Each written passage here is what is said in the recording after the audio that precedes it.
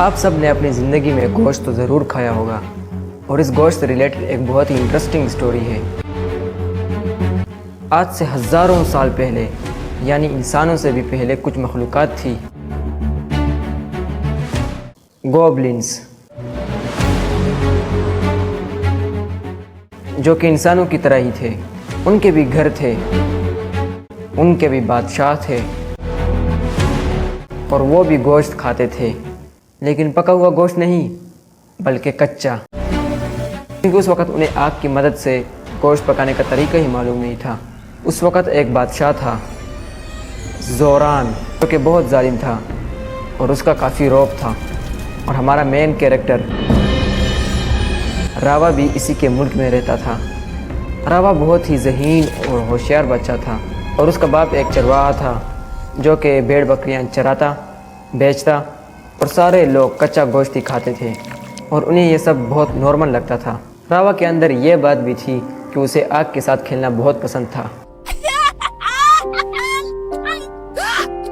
ایک دن راوا کے باپ نے بھیڑ کے کچھ بچوں کو جھونپڑی میں چھوڑا اور راوا کو ان کی حفاظت کرنے کو کہا۔ اس کا باپ تو جانوروں کو چرانے چلا گیا، لیکن ادھر جھونپڑی میں راوا بیٹھ کر تنگ ہو چکا تھا، اور اس وقت تو موبائل بھی نہیں تھا کہ وہ خود کو بزی رکھ پاتا۔ تو مزے کرنے کے لیے اس نے ایک لکڑی جلائی اور اس کے ساتھ کھیلنے لگا۔ تبھی اس کا پاؤں پھسل گیا اور وہ آگ والی لکڑی اس کے ہاتھ سے گر گئی، اور بہت تیزی سے آگ جھونپڑی کو جلاتی گئی۔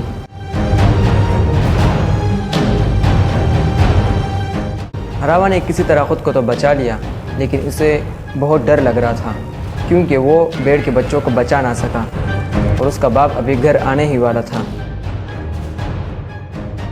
آگ بجھنے کے بعد راوا اس امید میں کہ شاید ابھی بھی بھیڑ کا کوئی بچہ زندہ بچا ہو، وہ جھونپڑی کے اندر گھس گیا، لیکن بھیڑ کے سارے بچے بن چکے تھے۔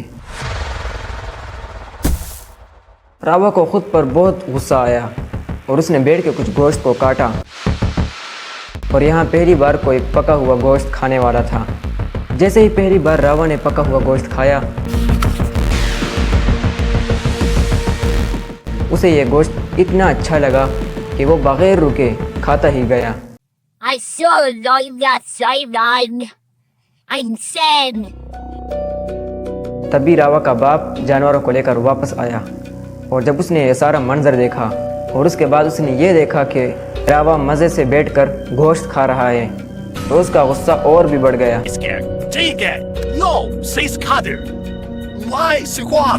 راوا نے بھی اپنے باپ کو دیکھ لیا تھا، اور اسے پتا تھا کہ اس کا باپ اس کے ساتھ کیا کرنے والا ہے۔ جیسے ہی راوا کا باپ آگے بڑھ کر اسے مارنے والا تھا، تبھی راوا نے گوشت کا ایک ٹکڑا پیش کیا، یعنی کہ پورا گوشت۔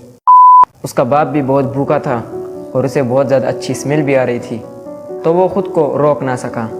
گوشت کھاتے ہی اس کا سارا غصہ پگھل گیا، اور وہ بھی اپنے بیٹے کے ساتھ بیٹھ کر گوشت کھانے میں مصروف ہو گیا۔ راوا کو اس کے باپ نے کہا کہ یہ بات سیکرٹ ہی رہے گی، اور کسی کو اس کے بارے میں خبر نہیں ہونی چاہیے۔ 2-3 دن تک انہوں نے جھونپڑی دوبارہ تیار کر لی تھی،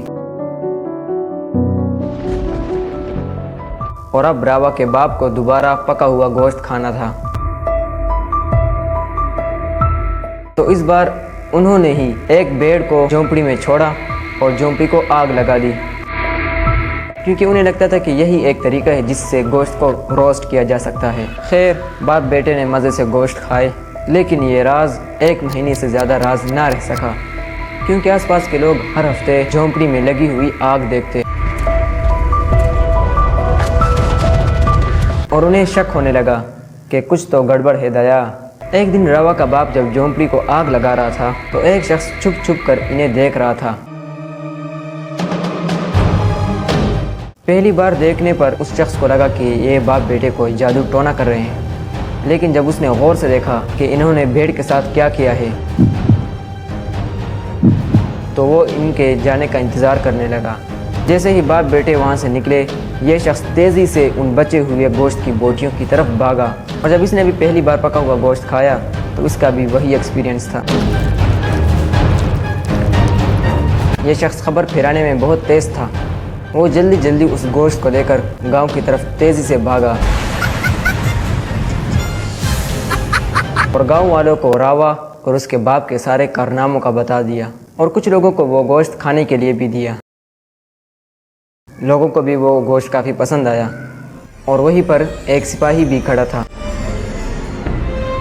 اور اس نے بھی وہ گوشت چکھا۔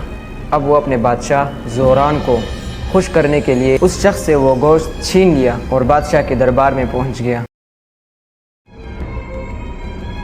اور بادشاہ کو بھی یہ گوشت کافی پسند آیا، لیکن اس نے یہ ایکسپریشن ظاہر نہیں کیے، اور اب اسے گوشت سے زیادہ راوا اور اس کے باپ کی تلاش تھی۔ مگر کیوں؟ کیا زوران انہیں کوئی انعام دینے والا تھا یا سزا،